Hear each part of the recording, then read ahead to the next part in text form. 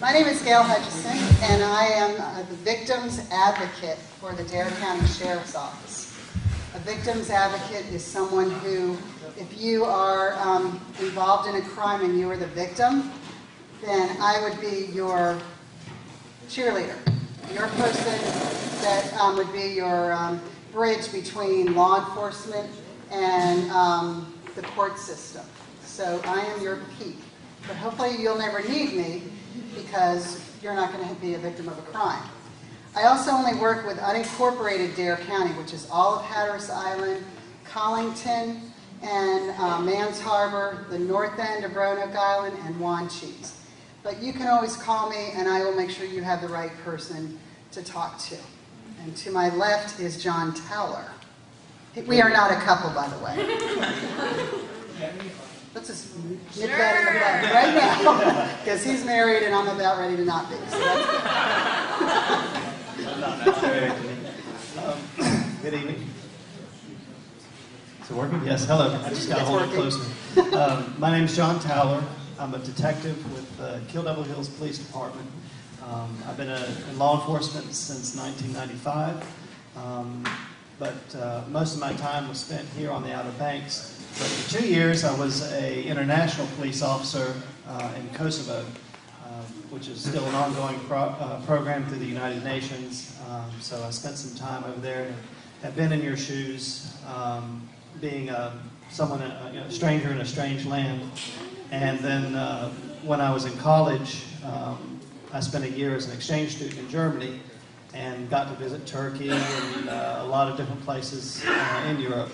Again, having some familiarity with what it's like to be someone who's in a strange land and just trying to get along. And so if you have questions, hopefully I can use some of that to help you through your experiences here. Yeah, and I'm from New Jersey originally, so I'm in a foreign land too. So we get it. Almost made it to New York. It's all right. Yeah, forget about it. So anyway, I'm sorry. But we are, I think everyone at some time or another is out of their own place. And you don't know really what the rules are to the game that you're playing at whatever place you're in. So tonight what we'd like to do for y'all is, see y'all, I'm going down the south now, just can't help it, is we'd like to just give you some guidelines to keep you safe. We've watched over the years. I've been doing this off and on for 20 years. John's been doing it off and on for that 15. So we know that there's naughty people out there who try to take advantage of people who don't know the rules. And also just some safety things that might be different from where you are, which is different from here. So which one do you want to talk about first? Well, okay. How many of you guys ride bicycles? Yeah, let's do bike safety. That's a biggie. All right. Okay. Well, let's start with the bike safety. But every country sort of has different rules, but it seems the European rules are almost the opposite of our rules here. In the United States, you ride with traffic, not against traffic. You need, at nighttime, you should have a headlight on your bike and a reflector on the back of the bike for it to be legal.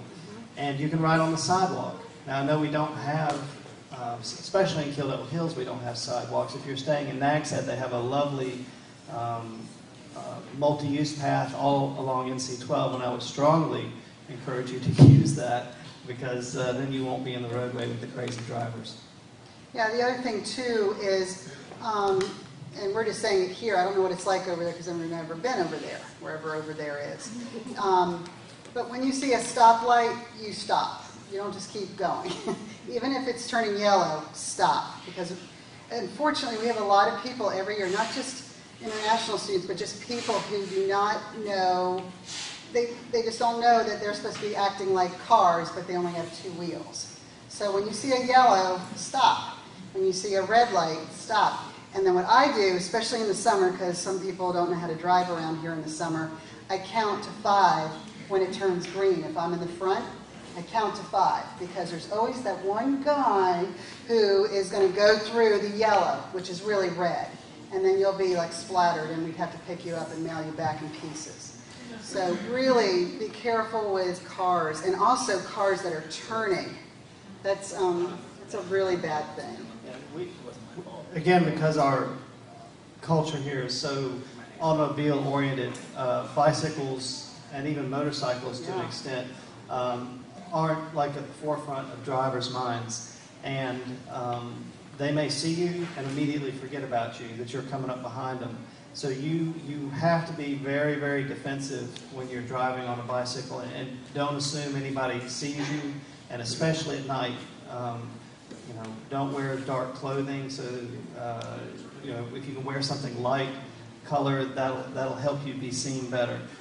We have so many tragedies every year, and it seems to always involve international students getting struck by a car on the bypass, on the beach road, and walking too, actually. Well, walking too.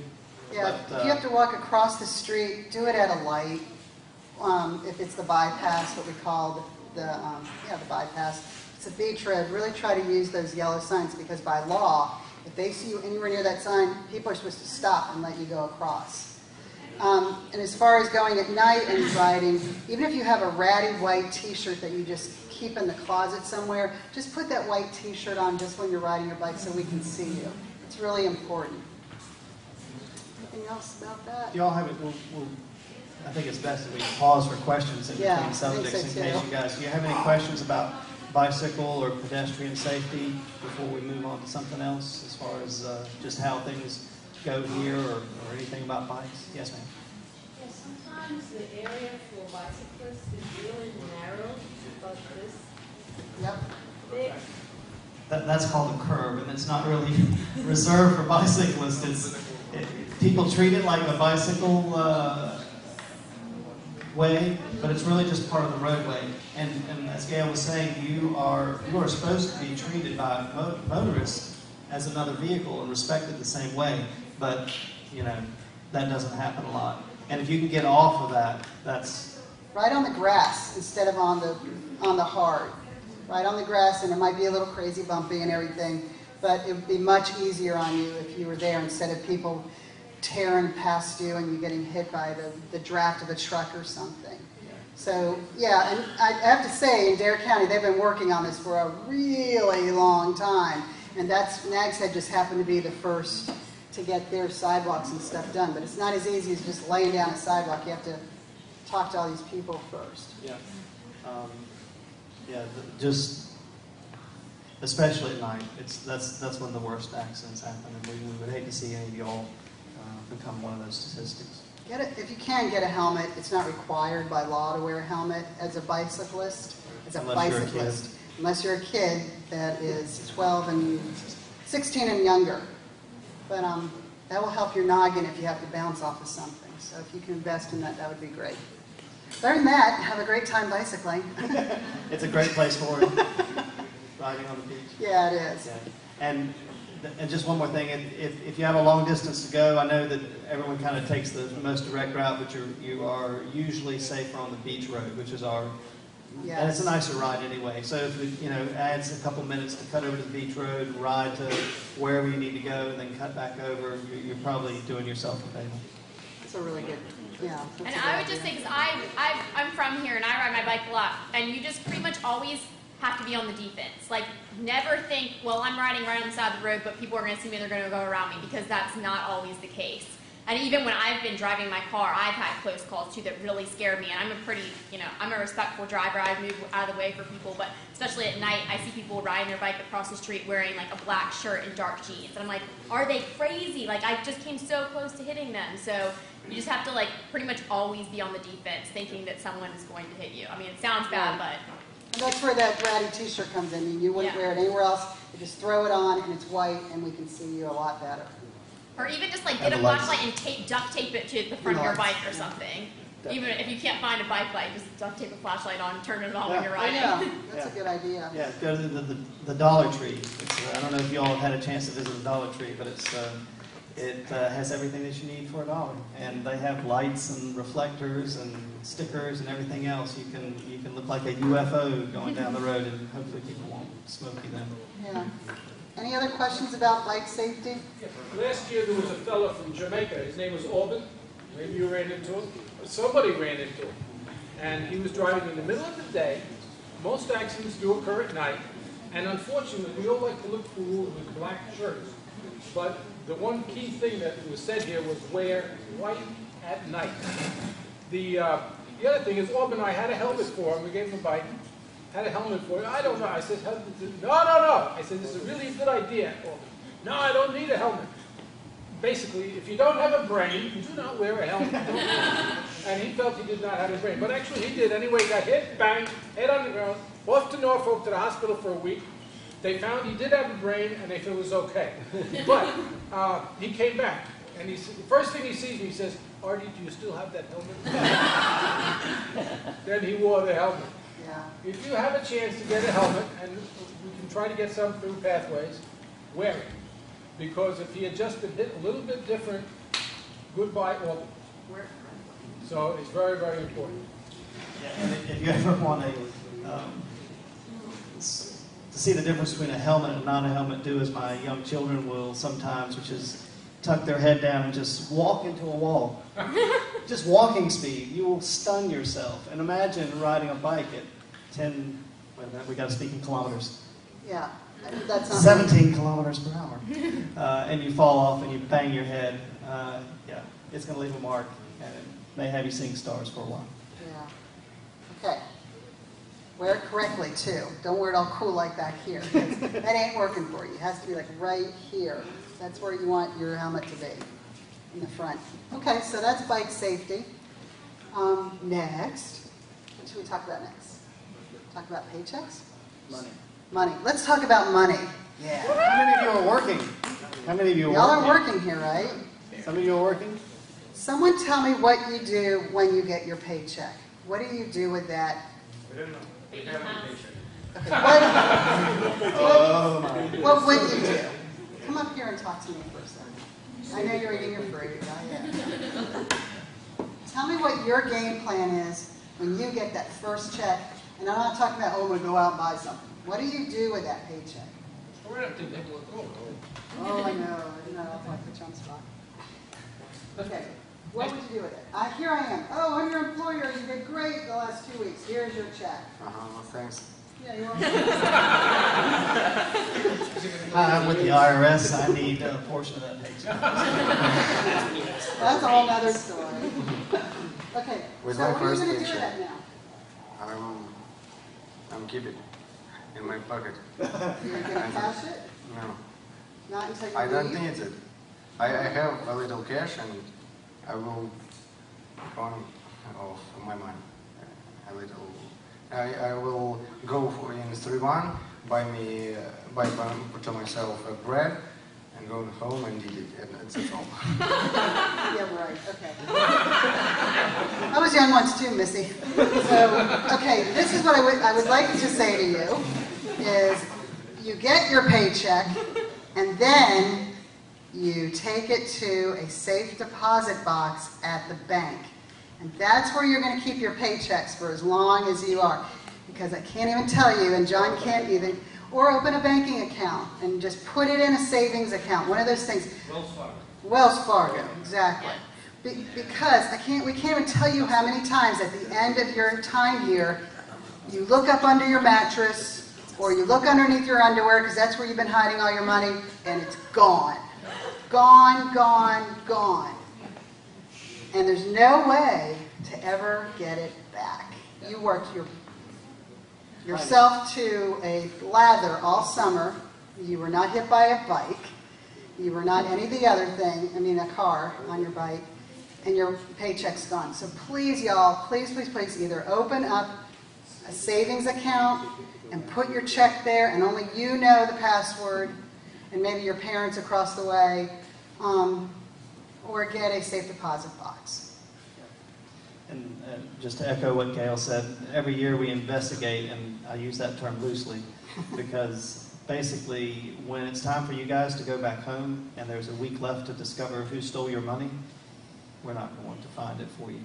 Mm-mm. We're just not going to be able to, not in that time period. We've got an unreal amount of caseloads of crimes that we're investigating, and we have to do what's called triage. And triage, in the medical term, is you you take the most critical ones, or actually the ones that you think you can save, and you save them, and the ones that are you don't have any hope of solving, they kind of get pushed back, and you're going to be gone, and you can't prosecute the case, and I'll touch on that a little bit more later, but it's a crying shame, because I talk to the victims every year, and it's literally thousands of dollars that they've had in their underwear drawer or their mattress, and oh, well, I have 6 roommates and I trust them all. Well, you trusted one of them wrong, one of them did you wrong, because it's somebody who knows where you hide that money.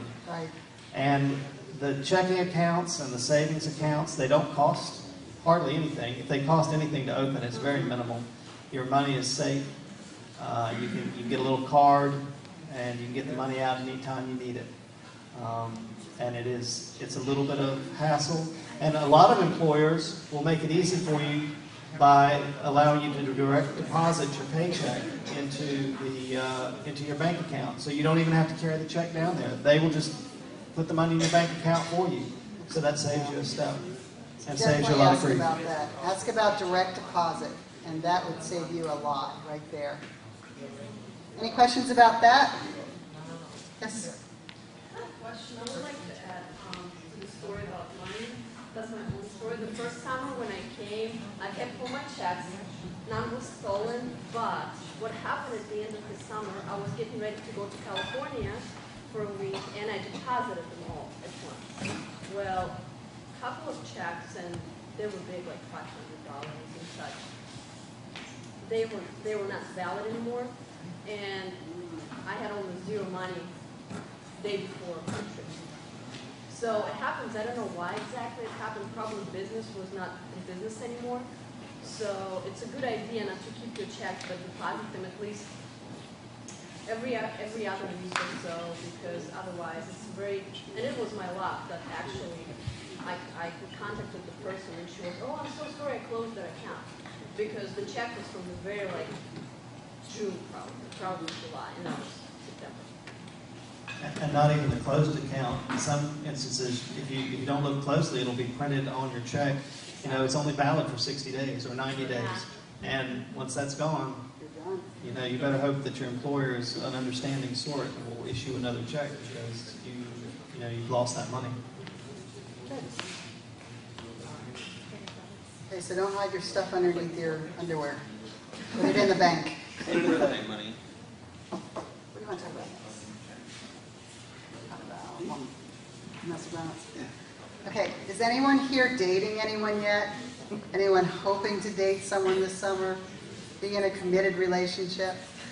Or a fling? Or a fling? I don't know. What I'd like to say is that if you're in a relationship that suddenly or slowly but now is a controlling relationship, maybe someone doesn't want you to go out with your friends anymore, or they're telling you how to dress, or they actually hurt you by hitting you or smacking you or something, we don't allow that here. We do not allow that at all. It's not tolerated. And I want you to know that law enforcement, wherever y'all are, is one way, but here, our law enforcement in all the towns do not allow that to happen. And so if you feel like you're being hurt and you've told that person, I no longer want to see you, this isn't working out, and they continue to follow you and try to make you be their boyfriend or girlfriend again, you should come to the police and let us help you through that. And what they'll do is they will be very serious about it, and they will also tell you to contact our Crisis Intervention Center here, which is hotline. And they will have trained advocates to help you get through things like that. But you do not have to tolerate that, and you do not need to be alone if you get in that kind of a situation. So just know that. And the same thing with sexual assault. A lot of people don't know what the word no means, and they push it. And if you say, I'm sorry, I'm not interested in having sex with you, or I'm sorry, I'm not comfortable with that, what you're asking me to do. In our country, not all the time, but what we'd like to think is that when someone says, no, I'm not comfortable with that, or no, I don't want to do that, then that's it. So if that happens to you with someone you know, it's against the law. If that happens to you by someone you don't know, it's against the law. So for the young women in particular, you really need to be careful here. Watch your drinks when you're out in public or at parties or at nightlife areas down here. We have a bad problem with people putting things in drinks, and then it makes you very loopy and not remember. And people wake up the next day, if they do wake up, not remembering what happened, but knows that something happened down there. So be really aware of that. Go to parties with a group of people and leave with the same group of people. Don't leave someone behind, because that's just, it's really not good. It's not smart. And it's going to sound funny, but it's the same advice for the guys as well as the girls. Absolutely. And again, just as more, it seems like we have more bicycle fatalities that involve internationals, I can say that we also have more men who are victims of domestic violence who wind up being internationals than, regular local American men. A couple of years ago, we had a terrible one where it was a Russian male, and I don't understand the mechanics of the relationship, but he was just getting physically abused, beaten by his girlfriend and some of her girlfriend's friends, and to the point where he went to the hospital. So the shoe does fit the other foot, Yep. and we are here for you if you are a male victim, equally as if you are a female victim. Treated equally, that there's no separate law if you're a guy being beaten up from a girl. There's no separate law if you are sexually assaulted as a man versus a woman. I mean, we are here to help you with all of that, but it takes a little prevention too. So trust your gut. I'm big about trusting your gut. If you feel, man, this just doesn't feel right, something's wrong here, then leave. Okay, just leave that situation. You'll be safer because of it. So I don't want to harp on that too much, but please, if you start feeling pressure to have sex, or if you feel pressure to do things that you're not comfortable with, or if you're just in a relationship that you're just no longer happy in, get out. You don't have to stay in that, okay? And there's laws to protect you and to help you if it really gets really bad. Covers all the bases. Okay, I know I'm talking about two little kids here. I'm trying to be careful. Any questions about that? Okay, good. All right, well, we'll then move right along to landlords. How many of you have bought a home here on the Outer Banks for the duration of your stay? I see no hands. Not surprising. Right. How many people are renting rooms? Renting rooms. Staying in someone else's house and paying money to them. How many of you have that in writing, what is expected of you and what you're going to be getting back at the end, meaning a deposit, security deposit? Okay. I would strongly encourage you to get that all in writing, okay? When I started here on June 1st, I said that at the last day of August, I will clean my room, I will make sure it was the way I found it when I got here, and then you will pay me back my security deposit. If you don't have that in writing, things get fuzzy. People go, oh, I never said I'd give you your security deposit back. You must be out of your mind. And then you go, oh, really? And then you're like, oh. So really be careful about that, okay? And the other thing, you have anything else you want to add to that? I was just going to say, Because I have others. There are landlords or people who own houses that rent rooms that are unscrupulous, and they do know that you... Shady. That shady.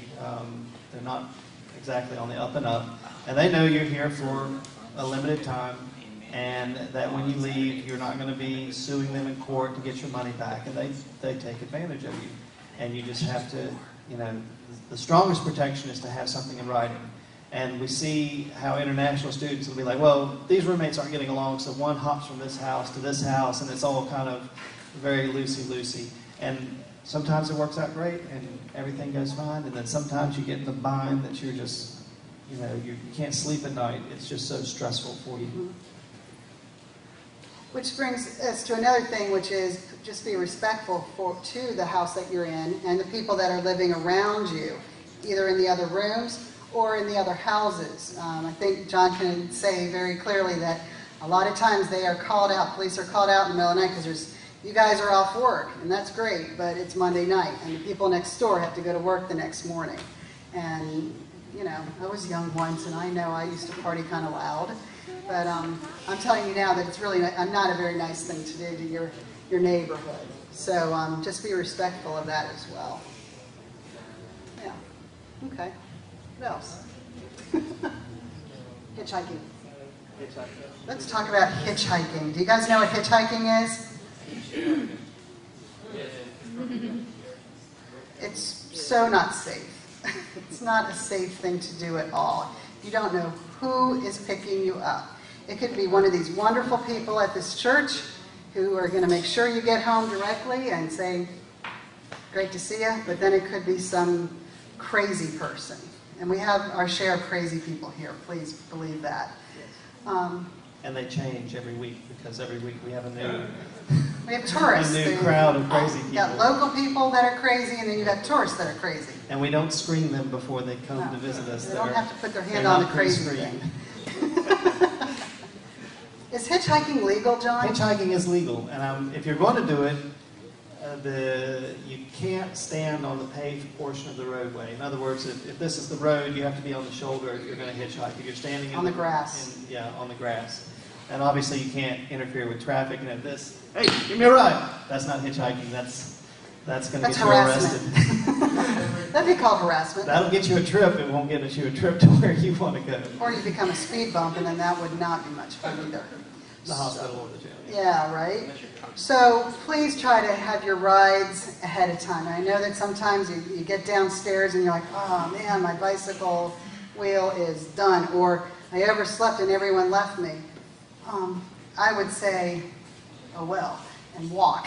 But instead of hitchhiking, it's just crazy bad. And we could give you any number of made-for-TV movies that you could watch, and then you'd be really freaked out. So just don't do it. Read the paper every once in a while, and you'll get a feel for the sort of things that happen here in our otherwise paradisey sort of vacation area, and you'll see quick that we have some intruders in paradise that don't make it fun for the rest of you that are here. Any questions about hitchhiking? If you can hitchhike, wear light clothing too, so you don't get hit. It's a trend. Okay. Yes, a lady at that. Yes. Oh, it's about landlord. Yes, go ahead. What if I ask my landlord to give me a contract and he or she refuses? Find a different landlord, basically. I mean, you're not asking for some signed, sealed, notarized document, but what you are saying is you and I went into a contract together, and I just want to make sure that I know what lay it all on you. I just want to make sure I know what I'm supposed to be doing. I just know that it's usually hard to negotiate because there are like 50 people behind me, and if I say no, they'll take, or he or she will take me. And that's how they take advantage I of was just people. wondering if there's a way to apply some Well, pressure. knowing some things may help you with that. First of all, the contract isn't something they have to sit down and dream up or anything. There's a standard contract. You used to see them in the stores. Yeah. They would sell rows of just standard get rich and famous and I think you could probably landlord download contracts. that. You could probably download it. You could go to them with the contract and say, hey, can this be our contract? You could find just a standard North Carolina contract for a renter. So don't let them present you with the idea that they need a lawyer to make a contract or that they need, notaries or expenses. No, it's very simple. It doesn't have to be. be. I mean, but it would be nice to have someone else with you when they signed it. So you can write your own contract. You can say, I, Susie Q, started on June 1st, and I will vacate the the residence the way I found it on August 28th. And at that time, if everything is looking good, I will receive my $350 deposit back. Signed, Susie Q, and then witnessed by Joe Jackson, and then signed by the realtor or the landlord. Handwritten or typed? You can do handwritten as long as they can read it. I wouldn't do it handwritten because my handwriting's awful. I would type it. But definitely, they should be ready for that. They should actually be thanking you for that. Yes. You Because know, it protects them too. protects them too, because you can say, I didn't say August 28th, I said September 28th. And he'll go, no. And let me give you this little bit of information for the flip side. If you are in a rental agreement, the landlord can't come in and say, you got to get out of here next week. You have certain rights as a renter. They have to initiate what's called an eviction process to get you out if there's a disagreement.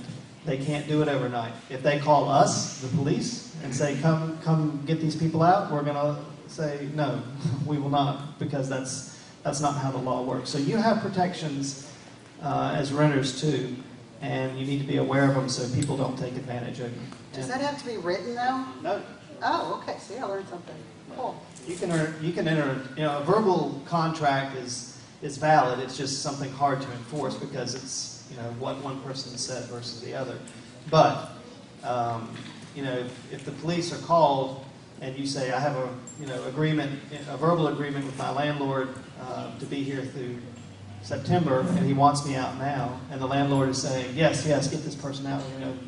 Sorry, you got to go to a magistrate. Yeah, they just We're not can't going wrap to take themselves sides on up. that. Not at all. Good, because that's something I know has happened to you guys, not you guys, but other people in the past. And unfortunately, there are some people that just want to make a quick buck and then say bye-bye, and that's it. So really, I think safety in numbers is good. So if you have someone actually witnessing that contract as it's being signed, you're going to be in much better shape. Yep. What if the contract is being abused by the landlord and he or she brings other people saying, you got to go? Should we call the police? You're saying that you're in a house and you're supposed to be having your own room and he tries to rent it to others? No, just any contract that says that I will stay here until August 28th, and then the owner brings other people saying, well, I don't want you to be living here anymore. Yeah. He cannot force you to leave if you are there, as a lawful renter without evicting you and having some reason to evict you. And the eviction process, you work with the sheriff's office, it takes about a month. Yeah, 6 to... Yeah. So... but that being said, you don't want to do anything that's going to make your landlord say, you need to get out of here. Right. If he says no smoking in the house and you're in there smoking... then he'll have a reason to evict you. And then the sheriff's department will come and say, let's go, you got to get out. So, but he can't make that call himself, or she. The landlord can't come in there and go, oh, this is it, contract's been invalidated, you got to go. They'll try it. Yeah. So what should she do if that did happen? Just tell him Just no. say I'm not, no? Yeah, just say no, I'm not leaving. And then if he puts his hands on you to move you out of the house, then he's got a problem. Yeah, that's great. Yeah. Then you do call the police, Yeah. because that's a breach of the peace. But that's why a contract's really good to have. Absolutely. Can't turn off your power, can't turn off your water. Those are strategies that they will use sometimes to get people to leave, is to turn off utilities. Or if you're in a domestic violence situation and it's all calmed down and he says, I'm not having any of that here, you're out. That is so against the law. You cannot be evicted because there was domestic violence in your house. So just know that. That's for everyone. Did you have a question? Okay. What question are you? Can I back up to bicycles for a minute? Now, Are you backpedaling, sir? You're backpedaling. we work with a lot of the kids from Romania and Russia and Moldova and Turkey and all over the place. And I was talking to some Russian kids. This is a joke. But I was talking to some Russian kids, and they said, somebody stole my bike. It's those Ukrainian kids that steal the bike. Then another time, the Ukrainian kid had a bike stolen, and what does he say to me? It's not Russian kids, they always steal the bikes. Now, we talk about dollar store. Dollar store is great for a lot of things, especially the dollar flashlights. You want to get a couple of them, put one on your helmet and one on your bike. Now, but the locks, the dollar store locks, you may as well use a toothpick. Anybody can snap it like quick. It's really smart. Invest in a $12 or $10 lock down at Kmart or Walmart or some of the stores. You must lock your bike. If you do not lock your bike, I have one girl from, she was from Jamaica too. She locked her bike every time. She went to work, she locked her bike. She moved from one house to the other. One day, she did not lock her bike. Guess what? Goodbye, bicycle. It's gone. It's gone, just like that. So make that. By the way, on all those legal topics, if you have a problem legally, you can go to your Yellow Pages. That's what Yellow Pages. I worked for Yellow Pages for many years. You go to the Yellow Pages and you look up under Russian Mafia. Oh! That's a joke. It's a joke. It's a joke. Yeah, kind of scary. True about the locks. True. And just get a regular key and, what is those square ones? Master. And just get that. And don't lock your front wheel because that's kind of silly. Because all they have to do is unscrew it and then there you have it. You've got a beautiful one wheel left to your life.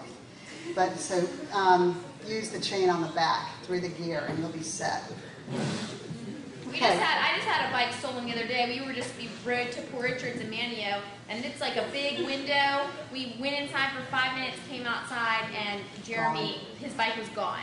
Literally gone within 5 minutes. And he actually drove around and found the guy riding it, and he had another bike beside him. He was riding one bike and was holding the other bike that he had stolen, going to his house, and we didn't catch him, but Jeremy said, "That's my bike!" Called the Russian Mafia. That's what they're there for. Well, we called the police, but they couldn't find him. He got on the other bike he stole and left, so we got it back, but Oh, man. if it would have been 5 minutes later, he would have been at his house, it would have been in the garage. So it happens all the time. Don't think it's not going to happen to you, because it really does happen all the time around here. Same thing with leaving your wallet out or your Yeah. purse at a table or any of that stuff. It's just common sense Cameras. stuff. But I think we get kind of...